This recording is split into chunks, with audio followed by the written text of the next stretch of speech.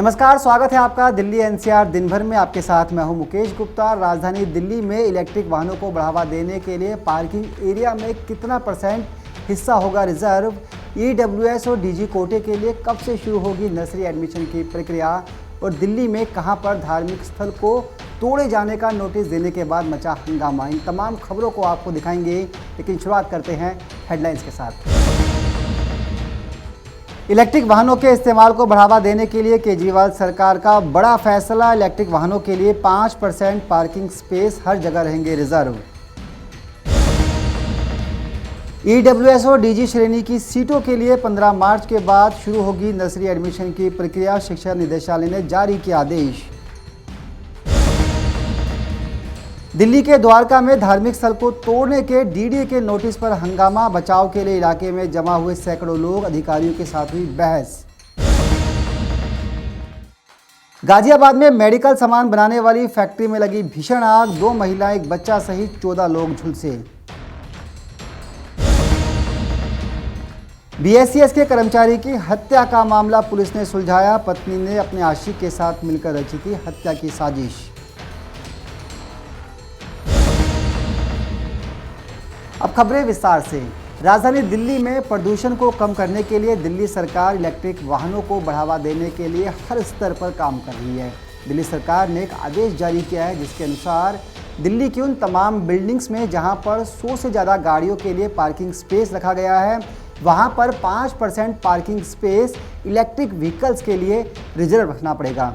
आइए आपको दिखाते हैं पूरी खबर।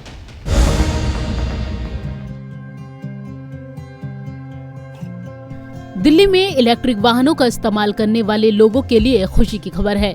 दिल्ली सरकार ने राज्य में इलेक्ट्रिक वाहनों के इस्तेमाल को प्रोत्साहन देने के लिए नया आदेश जारी किया है। दिल्ली सरकार के इस नए आदेश के मुताबिक दिल्ली के सिनेमाघरों, multiplex, office space, hotel, restaurant, hospital आदि जिनकी 100 वाहनों से ज्यादा पार्किंग कैपेसिटी है, उन्हें अपनी पार्किंग क्षमता का 5% इलेक्ट्रिक वाहनों के लिए आरक्षित करना होगा। क्या पूरा दिल्ली के अंदर जो बड़ी पार्किंग है उनके अंदर 5 पार्किंग स्पेस रखने का आदेश दिया गया है, ताकि जो बड़ी पार्किंग है वहाँ पर भी लोगों को पार्किंग चार्जिंग करने की सुविधा मिले। सर, मॉल, रेस्टोरेंट और सिनेमा हॉल ऐसी जगहों को भी कैचमेंट से ज्यादा पार्किंग। कितना टारगेट रखा है दिसंबर तक, इस साल के अंत तक आप लोगों के पास चार्जिंग पॉइंट आ जाएंगे? अभी हमारे 100 लोकेशन में 500 चार्जिंग पॉइंट का फर्स्ट जो फेज में लोकेशन का। दिल्ली सरकार ने इससे संबंधित औपचारिक आदेश जारी कर दिया है। दिल्ली सरकार के ऊर्जा मंत्री सत्येंद्र जैन ने सरकार के इस आदेश को जारी किया है। ऊर्जा मंत्रालय की ओर से जारी इस आदेश के मुताबिक पार्किंग क्षमता का 5% स्पेस इलेक्ट्रिक वाहनों के लिए रिजर्व करने के साथ ही पार्किंग में स्लो इलेक्ट्रिक चार्जर्स की व्यवस्था भी करनी होगी। इलेक्ट्रिक वाहन पॉलिसी के तहत दिसंबर तक सभी कॉम्प्लेक्स को अपने सिस्टम को अपग्रेड करने का समय दिया गया है। साथ ही ऐसे कॉम्प्लेक्स को प्रति चार्जिंग पॉइंट 6,000 रुपए तक की सब्सिडी भी दी जाएगी।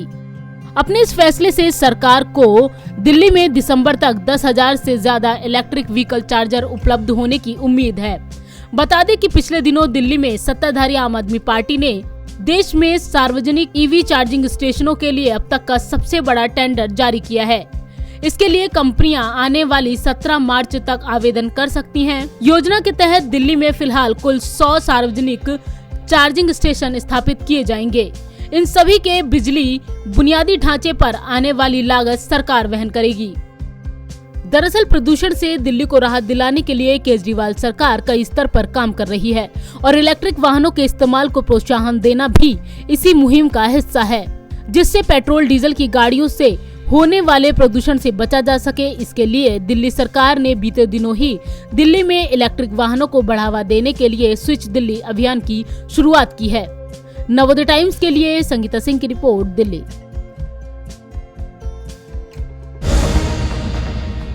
नर्सरी एडमिशन में दाखिला करवाने का इंतजार कर रहे ईडब्ल्यूएस और डीजी कैटेगरी के लोगों के लिए एक अच्छी खबर है। दिल्ली सरकार हो सकता है कि 15 मार्च से इन दोनों ही कैटेगरी में एडमिशन की प्रक्रिया शुरू कर दे।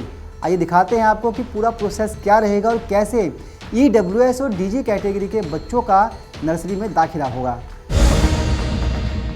राजधानी दिल्ली में नर्सरी एडमिशन से जुड़ी एक और खबर सामने आई है। जहां ईडब्ल्यूएस और डीजी श्रेणी की सीटों के लिए आवेदन प्रक्रिया 15 मार्च के बाद शुरू होगी।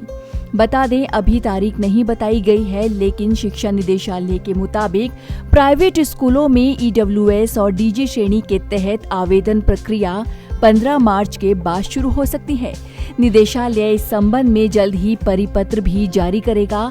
इससे पहले निदेशालय ने स्कूलों से इस संबंध में सीटों की जानकारी मांगी है। बता दें, दिल्ली के 1725 निजी स्कूलों में ईडब्ल्यूएस और डीजी श्रेणी के तहत नर्सरी एडमिशन में आवेदन प्रक्रिया शुरू होनी है, जिसके लिए पेरेंट्स काफी समय से इंतजार कर रहे हैं। इन स्कूलों में सामान्य सीटों के तहत आवेदन प्रक्रिया 4 मार्च को ही खत्म हो गई थी, लेकिन ईडब्ल्यूएस और डीजी श्रेणी के तहत अभी तक आवेदन प्रक्रिया शुरू नहीं हुई है। ईडब्ल्यूएस के तहत एडमिशन। सभी निजी स्कूलों में 25% सीटें ईडब्ल्यूएस और डीजी श्रेणी के छात्रों के लिए आरक्षित होती हैं। इन सीटों पर आवेदन के लिए अभिभावकों की सालाना आय 1 लाख के अंदर होनी चाहिए। हर साल इसके तहत 50,000 से ज्यादा सीटों के लिए 2 लाख से ज्यादा अभिभावक आवेदन करते हैं, जिसके बाद निदेशालय ड्रॉ के माध्यम से पहली, दूसरी और तीसरी सूची जारी कर स्कूलों में इस श्रेणी के तहत सीटें भरता है। बीते साल लगभग 38,000 छात्रों ने इसके तहत दाखिला लिया था। बता दें, नर्सरी एडमिशन के लिए जिन सामान्य सीटों पर छात्रों ने 4 मार्च तक आवेदन किया है, उन्हें प्राप्त अंकों की जानकारी 15 मार्च को स्कूल की वेबसाइट पर मिलेगी। पहली सूची 20 मार्च को और दूसरी सूची 25 मार्च को वेबसाइट पर डलेगी, और यदि किसी स्कूल में सीटें खाली रह जाती हैं तो फिर 27 मार्च को तीसरी सूची भी जारी कर दी जाएगी। नवोदय टाइम्स के लिए करुणा ठाकुर की रिपोर्ट, दिल्ली।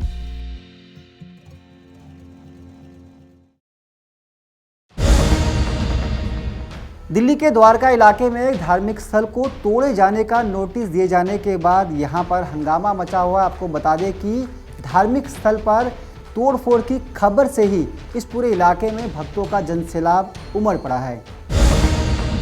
राजधानी दिल्ली के द्वारका इलाके में एक धार्मिक स्थल को तोड़े जाने की खबर से इलाके में हड़कंप मचा हुआ है। बताया जा रहा है कि डीडीए द्वारा धार्मिक स्थल को अवैध करार करते हुए तोड़ने का नोटिस दिया गया है, जिसके बाद वहां भक्तों का सैलाब उमड़ पड़ा। आज हमें अपना विश्व हिंदू परिषद, राष्ट्रीय स्वयंसेवक संघ और वरिष्ठ प्रांत के अधिकारियों से जानकारी मिली थी कि यहाँ पर इस द्वारकाधीश मंदिर को डैमोलिश करने की कार्रवाई आज होने वाली है। इसी सूचना के ऊपर हमारे भारतीय जनता पार्टी के, बजरंग दल के, विश्व हिंदू परिषद के और अन्य अनुसांगिक संगठन के सभी कार्यकर्ता प्रातः 9 बजे यहाँ पर एकत्र होने लगे थे, और हमने यहाँ पर हनुमान चालीसा का सुंदरकांड का पाठ रखा है और वो पूर्ण हो चुका है। और हमें जानकारी मिली है कि जैसे हमारी ये सब सज्जन शक्ति यहाँ पर एकत्र आई है, तो उसके दबाव में प्रशासन ने वो डेमोलिशन का कार्यक्रम रद्द कर दिया है, और सब कार्यकर्ताओं के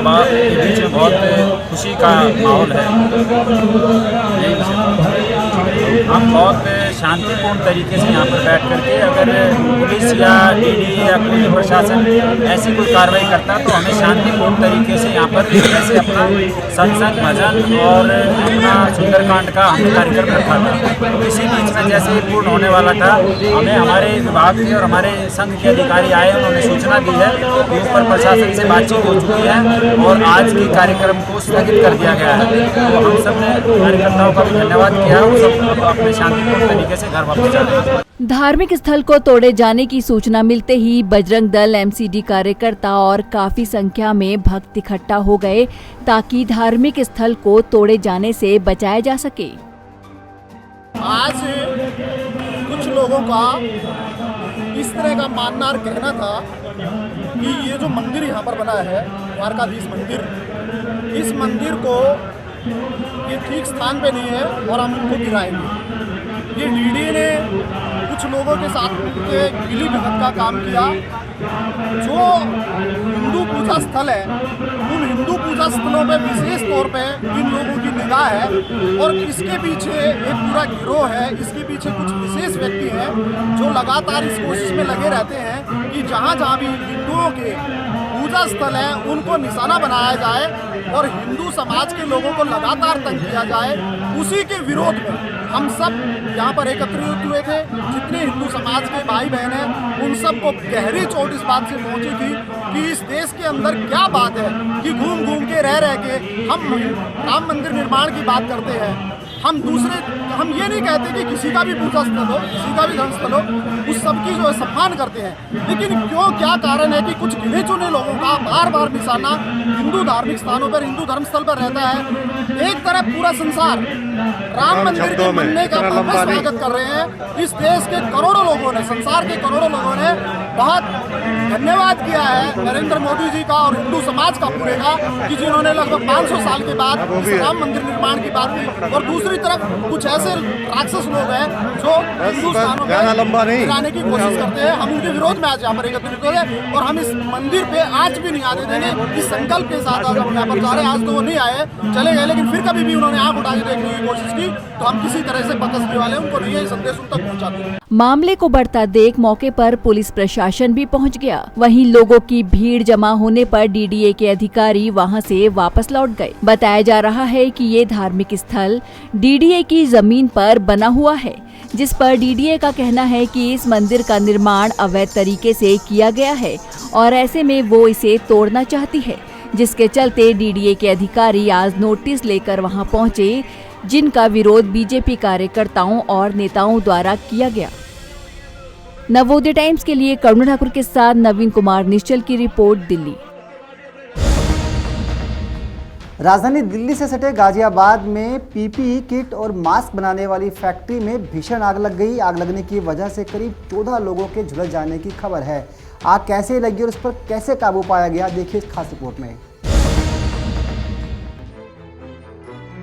दिल्ली से सटे गाजियाबाद में एक फैक्ट्री में भीषण आग लगने की खबर सामने आई है। जानकारी के मुताबिक ये आग थाना लिंक रोड के इंडस्ट्रियल एरिया के 12/71 फैक्ट्री में लगी है। जिस फैक्ट्री में आग लगी है वहां मास्क और पीपीई किट बनाई जाती है। आग इतनी भयंकर लगी कि फायर ब्रिगेड की आधा दर्जन से अधिक गाड़ी मौके पर पहुंची और आग बुझाने के प्रयास में जुट गई। दरअसल शॉर्ट सर्किट होने से केमिकल के ड्रम में आग लग गई, जिससे फैक्ट्री में धमाके शुरू हो गए। मौके पर पहुंची पुलिस और फायर ब्रिगेड की टीम ने फैक्ट्री में मौजूद लोगों को बाहर निकाला, जिनमें 2 महिला और 1 बच्चा सहित 14 लोग आग में झुलस गए। इनमें से 4 की हालत गंभीर बताई जा रही है। पुलिस के आला अधिकारी भी मौके पर पहुंची और आग लगने के कारणों की जांच पड़ताल में जुट गए। मौके पर पहुंचे एसएसपी कलानिधि नैथानी ने बताया कि स्थानीय पुलिस और दमकल विभाग को सूचना मिली थी कि मेडिकल इक्विपमेंट बनाने वाली फैक्ट्री में भीषण आग लग गई है। यहाँ पर भेजा गया और यहाँ पे जो ग्राउंड फ्लोर में आग लगी थी इसको उसके बाद आग को काबू पाया गया। इसमें लगभग 14 लोग जो घायल हुए थे, जो सूचना प्राप्त हुई, उनको निकटतम अस्पतालों में भर्ती कराया गया है, जहाँ उनका इलाज चल रहा है। अभी भी हम लोग यहाँ पर जो है इंश्योर कर रहे हैं कि आग पूरी तरह से वो खत्म हो जाए और मलबे को भी यहाँ पे चेक किया जा रहा है। जो घायल हैं उनको तो 14 लोगों को यहाँ से निकाल के उपचार के लिए भेजा गया है। अभी भी हम लोग चेक कर रहे हैं कि कहीं कोई है तो नहीं इसमें, इसको इंश्योर अभी किया जा रहा है। घायलों के अलग अलग परसेंटेज ऑफ बर्न्स हैं, वो तो मेडिकल विभाग ज़्यादा बेहतर बताएगा, लेकिन उसमें से जो है कुछ लोग क्रिटिकल हैं, उनके इलाज रहते हैं। 2 फीमेल और 1 बच्चा बताया गया। बच्चा का क्या रोल था, वो डिटेल्स मैं अलग से आपको दे दूंगा। वो डिटेल अभी मेरे पास अभी प्रारंभिक कारण नहीं बताया जा सकता है। बस अभी हम यही बता सकते हैं, अभी तो रेस्क्यू वर्क में लगे हैं जितना यहाँ पे, और हम लोग रेस्क्यू अभी कंटिन्यू करेंगे कुछ घंटे और उसके हिसाब ही आपको फाइनल डिटेल्स जो है उसके बाद बता दी जाएंगी। शुरुआती में सर ये पता लगता है कि आग से निपटने के इंतजाम पूरे थे या नहीं थे यहाँ पर कुछ? वो अभी कुछ नहीं कहा जा सकता है। अभी इसको पूरी तरह से हम जब डाउस कर लेंगे और कंट्रोल कर लेंगे, उसके बाद हम लोग जो फायर सर्विस की जो रिपोर्ट आती है, फायर रिपोर्ट आती है, उसके आधार पर बता पाएंगे। आपको बता दें कि सभी घायलों का अलग अलग निजी अस्पतालों में उपचार जारी है। वहीं फायर विभाग की टीम कंपनी के अंदर तलाश कर रही है कि कोई और कैजुअल्टी तो नहीं हुई। कंपनी में केमिकल के ड्रम में धमाके भी हुए, जिससे कंपनी का कुछ हिस्सा टूटकर गिर गया। आग लगने की वजह अभी साफ नहीं हो पाई है। आग लगने के कारणों का सही से आकलन पुलिस की जांच के बाद होगा। गाजियाबाद से विकास कुमार की रिपोर्ट।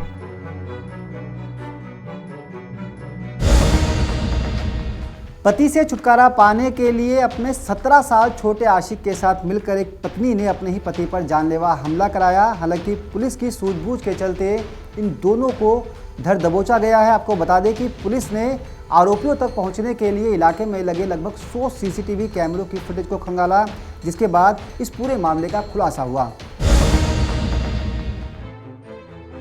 दिल्ली पुलिस के हाथ एक बड़ी कामयाबी लगी है, जहां हाल ही में BICS के प्राइवेट टैक्सी ड्राइवर को गोली लगने का मामला दिल्ली पुलिस ने सुलझा लिया है। इस मामले में सामने आया है कि टैक्सी ड्राइवर पर गोली उसकी पत्नी के प्रेमी ने चलाई थी। मामला बीती 10 तारीख का है, जब डिफेंस कॉलोनी स्थित BICS के दफ्तर के बाहर सुबह करीब 9 बजे टैक्सी ड्राइवर भीमराज को एक अज्ञात बदमाश ने गोली मार दी थी, जिसके बाद वहां मौजूद लोगों ने उसे अस्पताल में भर्ती कराया, जहां उसकी इलाज के दौरान मौत हो गई। जिसके बाद पुलिस ने कार्रवाई करते हुए मामले में छानबीन की और ये खुलासा किया। 10 मार्च 2021 को सुबह समय करीब 9:06 पर पुलिस स्टेशन डिफेंस कॉलोनी में एक PCR कॉल रिसीव हुई थी।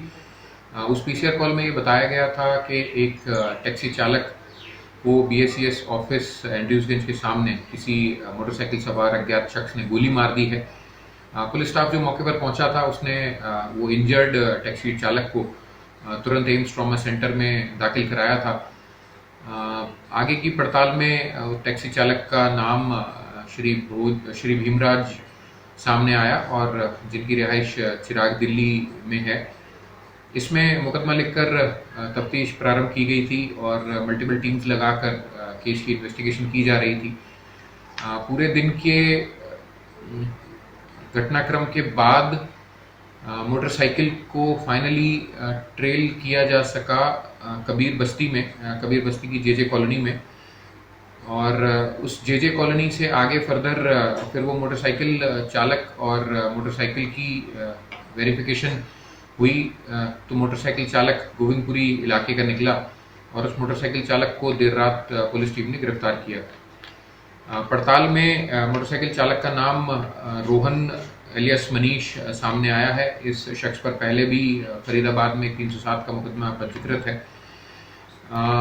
इसने इनिशियली मिसलीड करने की कोशिश करी, तो प्रारंभिक पूछताछ में इसने एक रोड रेज का मामला बताया। ये बोला कि इस जो टैक्सी चालक है इससे मेरी मोटरसाइकिल हिट हो गई थी 1-1.5 महीने पहले और इसने मुझे काफ़ी जलील किया था सड़क पर, तो उसका बदला लेने की नीयत से मैंने ये सब प्लान किया था और आज जब मुझे मौका मिला तो सबक सिखाने के लिए मैंने इस पर गोली चला दी। लेकिन सस्टेन्ड इंटेरोगेशन और फैक्ट्स के साथ कन्फ्रंट कराने के बाद ये सामने आया कि जो चालक इंजर्ड है उसकी वाइफ और ये रोहन एलियस मनीष के बीच में कुछ संबंध इस्टेब्लिश हुए लगभग 3 से 4 महीने पहले, जिसपे जो इंजर्ड है उसको एतराज़ था। उसी में इंजर्ड की वाइफ और ये रोहन एलियस मनीष ने ये कॉन्स्पिरेसी रची और इस षड्यंत्र के तहत रोहन एलियस मनीष ने इस वेपन का जुगाड़ किया और उसके बाद इसने मौका देखकर एक प्राणघातक हमला इंजर्ड पे किया। अभी तक की इन्वेस्टिगेशन में रोहन एलियस मनीष को अरेस्ट किया जा चुका है, वेपन ऑफ ऑफेंस रिकवर किया जा चुका है। जिस मोटरसाइकिल पे ये घटना को अंजाम दिया गया था वो मोटरसाइकिल रिकवर की जा चुकी है। साथ ही इंजर्ड की वाइफ को भी अरेस्ट किया जा चुका है। आगे सोर्स ऑफ वेपन इत्यादि की इन्वेस्टिगेशन अभी जारी है। बताया जा रहा है कि आरोपी रोहन उर्फ मनीष का पीड़ित टैक्सी ड्राइवर भीमराज की पत्नी के साथ अवैध संबंध था, जिसके चलते रोहन ने भीमराज पर हमला किया। पुलिस को वारदात में इस्तेमाल की गई बाइक और पिस्टल भी बरामद हो गई है। वहीं आरोपी रोहन समेत टैक्सी ड्राइवर की पत्नी को भी गिरफ्तार कर लिया गया है, जहां इनसे पूछताछ की जा रही है। नवोदय टाइम्स के लिए करुणा ठाकुर के साथ विजय कुमार की रिपोर्ट, दिल्ली।